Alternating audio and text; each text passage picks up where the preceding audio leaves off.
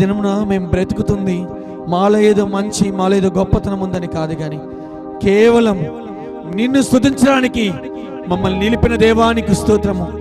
స్తుతించినటువంటి నీ బిడ్డల ద్వారా నీ నామాన్ని మహిమపరుచుకుని ప్రభువా, తిరిగి నీ బిడ్డలను గణపరిచిన గొప్ప దేవుడు నీవే నాయనా. ఏది ఉచితంగా తీసుకునే దేవుడు కాదు నాయనా. పౌలు శీలను స్తుతించగా వారి బంధకాలు తెంచివేసావు తండ్రి. హేబేలు శ్రేష్టమైనటువంటి అర్పణ నీకు అర్పించి నిన్ను గణపరచగా తిరిగి మా ప్రభా ఆ బిడ్డను విశ్వాస వీరుల జాబితాలో మొదటిగా మార్చిన దేవుడు. ఈ దినమున ఎరికో గోడలు కూల్చినటువంటి నీ ఇశ్రాయేలు బిడ్డల వలె మేమందరము మా బంధకాలు తెగిపోవాలని విశ్వాసముతో బలముగా నిన్ను ఆరాధించి ఉండగా నీవే తగిన కాలమందు మా బంధకాల నుంచి మాకు విడుదలను దయచేయమని అడుగుచున్నాము తండ్రి. నీ కార్యములు త్వరపెట్టి జరిగించమని అడుగుచున్నాము తండ్రి. ప్రభువా, మా ఇష్టము కాదు, నీ చిత్తమును తప్పక ప్రతి బిడ్డ జీవితంలో నెరవేర్చమని ప్రార్థన